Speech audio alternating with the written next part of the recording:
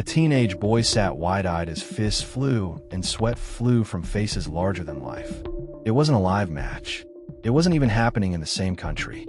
But that grainy film of Jack Dempsey pounding Georges Carpentier did something strange to the boy watching.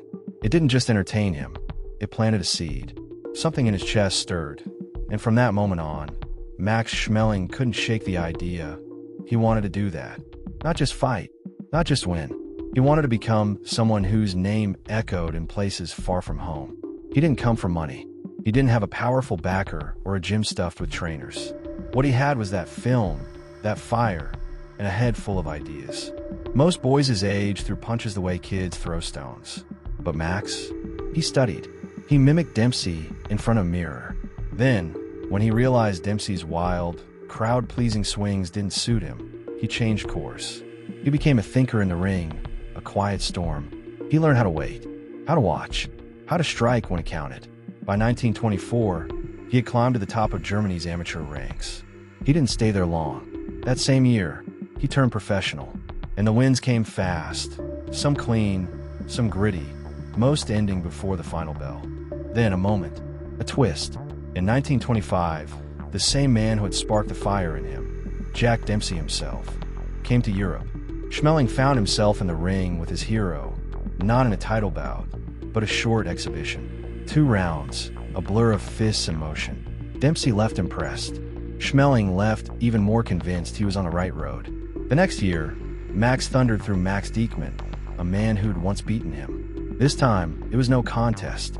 First round knockout. Germany's light heavyweight crown was his. But he wasn't done. He wasn't even close. Soon came the European title. Again, a first-round finish. He defended his belts. He stepped up to heavyweight. He started winning there too. And when Germany began to feel too small for what he wanted, SCHMELING packed his gloves and went looking for the heart of the boxing world. America. He wasn't just chasing money. He was chasing names. Legends. That spotlight he once watched on film. Max SCHMELING was ready to step into it. Not as a fan, but as a fighter. He wasn't supposed to make waves in New York. Not a stiff European fighter. Not a man from a land more famous for precision than power. Max SCHMELING had arrived. But to most, he was just another name in a long line of unknowns, looking for his shot in the shadow of America's giants. But SCHMELING had a secret, a fire that had burned since the first time he saw Jack Dempsey on screen. It was a fire that couldn't be ignored for long. When SCHMELING first stepped foot in Madison Square Garden, nobody turned their heads. His reputation was built in Europe, a world far from the bright lights of New York, where boxers like Dempsey and Tunney were kings. To many, he was just a well-rounded fighter who had taken out a bunch of unknowns. That is, until he stepped into the ring. His debut was against Joe Monty, a good fighter sure, but not a top contender.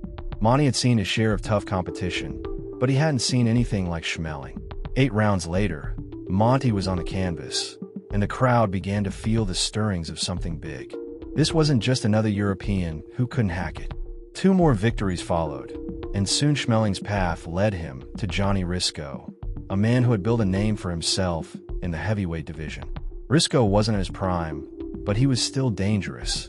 One of the biggest names in the sport at the time. It was supposed to be just another fight, another chance for SCHMELING to prove himself in America. But SCHMELING wasn't here to prove just anything. He was here to dominate. February 1st, 1929, SCHMELING hit Risco like a storm. His right hand was a hammer, knocking Risco down 4 times before the referee waved it off in the 9th round. The crowd was stunned. Risco, a seasoned veteran, had been outclassed. SCHMELING had taken a fight that was supposed to be a challenge and turned it into a statement. The Ring magazine would later call it the fight of the year. But to SCHMELING, it wasn't just another win.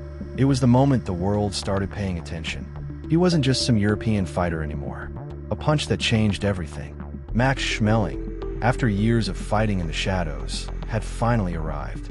He was a rising star, the young contender no one saw coming. When he took on Paulino Uzquedin at Yankee Stadium, few doubted the Spaniard's ability. But when the bell rang for the final round, it was SCHMELING who stood tall, having earned a 15-round decision in a fight that established him as the most dangerous man in the division. His name was no longer just a whisper in Europe. It was a roar in America. With Gene Tunney's recent retirement, The heavyweight title was up for grabs. The big names came out to fight for it. But the matchup everyone started talking about was the one between the German challenger and veteran contender Jack Sharkey. The world was ready for the Battle of the Continents, as it was billed. But nobody could have predicted the chaos that would follow. June 12, 1930. Yankee Stadium was packed, the crowd buzzing, the tension thick. Schmeling, known for his cautious start, was a bit behind after 3 rounds. But he was closing in on Sharkey, trying to trap him in the corner when the unexpected happened. In a moment that would forever alter the fight, Sharkey delivered a low blow, a punch straight to the groin. Schmeling crumpled to the canvas, claiming a foul. The audience went silent. Chaos erupted as Schmeling's manager, Joe Jacobs, stormed into the ring, demanding justice. The referee, seeing the impact of the blow, disqualified Sharkey and declared Schmeling the winner. Just like that, Schmeling had become the first man in history to win the World Heavyweight Championship by disqualification. It wasn't how anyone had imagined it would happen, but it was done. The New York State Athletic Commission reviewed the call and sided with the referee. Schmeling was the champion, but the win felt like a shadow over his achievement. The press, both in Europe and America, didn't hold back. The low-blow champion, they called him. He was mocked and criticized, deemed unworthy of the title he now held. And when Schmeling refused to give Sharkey a rematch, the New York Commission stripped him of their recognition. But he wasn't without support. Both the Ring magazine and the National Boxing Association still recognized him as champion. Schmeling's critics were silenced, at least for a time, when he defended his title against young Stribling. The 15-round TKO was a statement. Stribling, with 239 career wins to his name, was a formidable opponent. But Schmeling made short work of him, proving that the world had underestimated him. Yet, the road to legitimacy wasn't done. To prove he was the true heavyweight champion, Schmeling had to face Jack Sharkey again. On June 21st, 1932, they met in the ring for the rematch. This time, the fight was more than just a title bout. It was a battle for respect. When the bell rang, the fight was as close as anyone could have predicted. It went the distance, and when the final decision was announced, Sharkey won by a controversial split decision. The crowd erupted in disbelief, and many, including former heavyweight champion Gene Tunney, felt Schmeling had been robbed. Though Schmeling lost the title, something unexpected happened. In defeat, he had proven himself as one of the best, his reputation rising higher than it ever had been before. The loss, in many ways, elevated him in the eyes of the fans. Max Schmeling wasn't just the low-blow champion anymore. He was a fighter who had earned his place in history, no matter how hard he had to fight for it. In the world of boxing, some fights are more than just a contest of punches. They become a statement. Max Schmeling, already a champion, was about to face the dangerous Mickey Walker, a fighter who had already made a name for himself as a skilled slugger. Walker, a former welterweight, had recently held the tough Jack Sharkey to a draw in a fight that many felt he had deserved to win. It seemed like a true test for Schmeling. Walker, with his speed and aggression, was a formidable opponent. But Schmeling had something else, the ability to endure, to outlast, and to break his opponents down. From the start, Walker fought hard, even taking the lead on points early in the fight. But as the rounds went on, Schmeling's controlled power started to show. He delivered crushing blows that left Walker battered and slowed. By the 8th round, Walker's corner had seen enough, and they threw in the towel. Schmeling had cemented his place as the world's leading heavyweight. But little did he know, this victory was only the beginning of a much more complicated journey. As the 1930s rolled in, so did a storm of political tension. In Germany, the Nazi Party, under Adolf Hitler, had risen to power, bringing with it a wave of hatred and violence. For many in America, especially in cities with large Jewish populations, this was a time of fear. Schmeling, by virtue of being German, found himself uncomfortably associated with Hitler's ideology, even though he was never a supporter. But in the eyes of the American public, it didn't matter. He was now painted as part of the enemy. When Schmeling was slated to fight the heavy-hitting Max Baer on June 8, 1933, the world had already made its decision. Baer, a tough contender with a Jewish father, would now be seen as a defender of his faith, while Schmeling, however reluctantly, was viewed as the face of Nazi Germany. The rivalry was no longer just about boxing. It had become a symbolic battle. Baer entered the ring wearing the Star of David on his shorts, a move that amplified the political undercurrent of the fight. Promoter Jack Dempsey played up the angle, framing Baer's victory as a win for the oppressed against the looming threat of Nazi power. The fight itself was brutal. Schmeling, rattled by the intense public backlash and Baer's unorthodox, brawling style, struggled from the very beginning. Baer, known for his wild and often foul tactics, used every opportunity to land illegal punches, throwing backhands and hitting low. The punches took their toll, and by the 10th round, Schmeling was a battered man, stuck on the ropes, unable to defend himself properly. The referee stepped in to stop the fight, and Max SCHMELING's dreams of reclaiming the heavyweight title were shattered before nearly 60,000 spectators at Yankee Stadium. But the storm didn't let up. Just a few months later, Schmeling faced Steve Hamas and suffered another humiliating loss. The questions began. Was Schmeling still the fighter he once was? Was he still a top-class contender? Or had the political circus and his recent defeats exposed cracks in his once dominant career? Max SCHMELING, once a beloved champion, had suddenly become a symbol of something far darker in the eyes of many. The boxing world had turned its back on him, and the future seemed uncertain. Yet, despite the setbacks, his story was far from over. It was a fight few gave him a chance to win.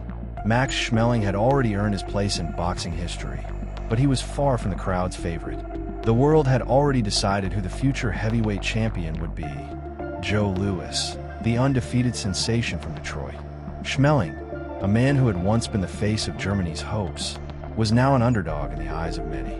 Some saw him as a relic of the past, still clinging to relevance despite the rise of a new champion. The stage was set for a monumental clash in 1936. SCHMELING had already fought and won in Germany, regaining some momentum. But in America, the shadow of Nazi Germany loomed over him.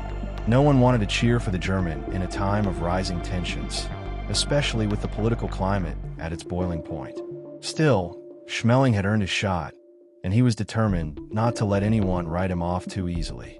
He studied Louis like a man preparing for battle. SCHMELING noticed something others missed. The young American's left hand would drop after a jab. A small flaw, but a flaw nonetheless.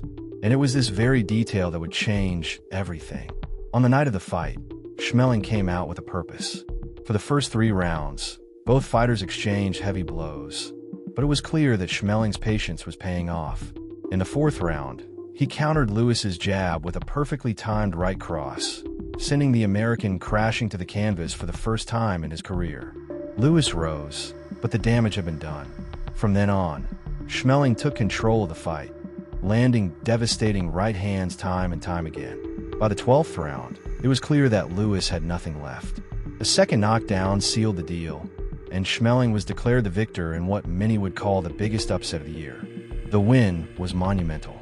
SCHMELING, now the #1 contender for the heavyweight title, was set to face Jim Braddock in a fight that could have restored him to the top of the boxing world. But fate had other plans.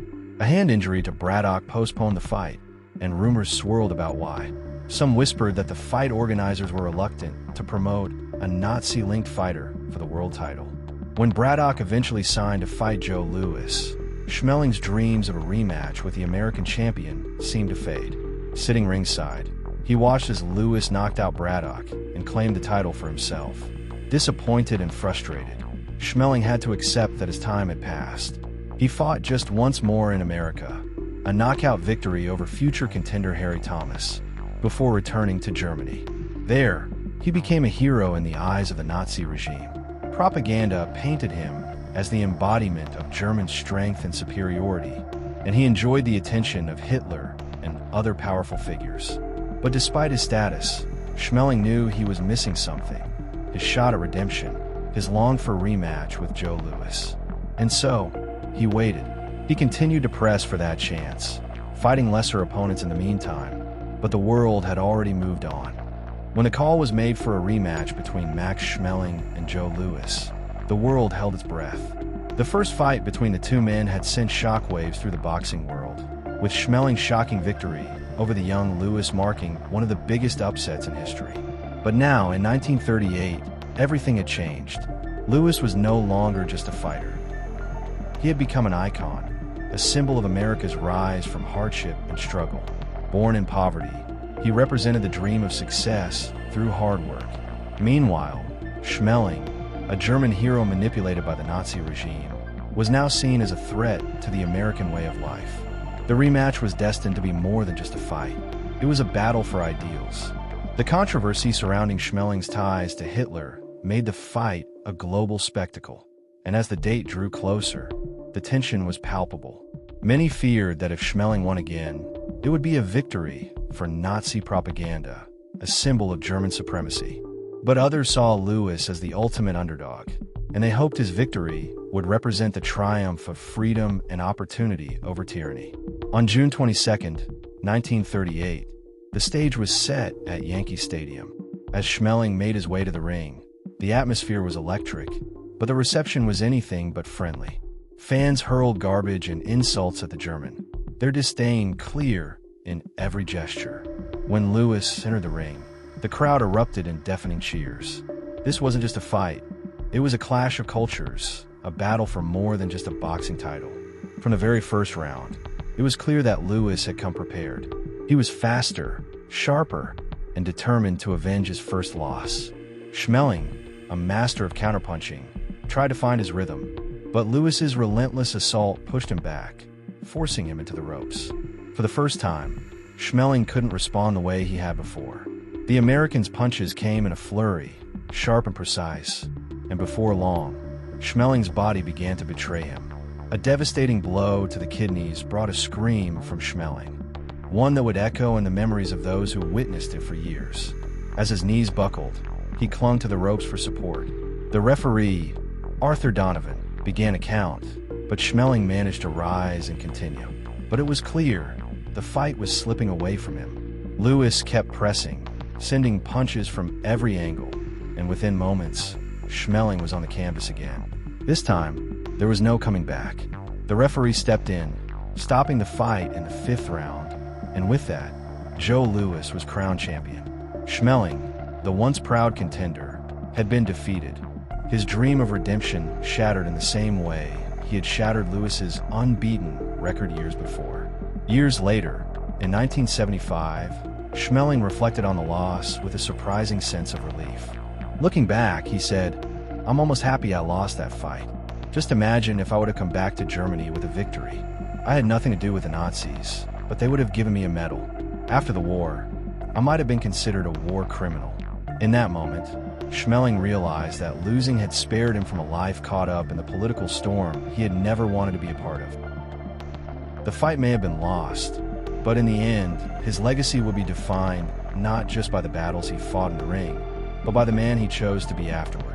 After his crushing defeat to Joe Louis in 1938, Max Schmeling returned to his homeland under a cloud of shame.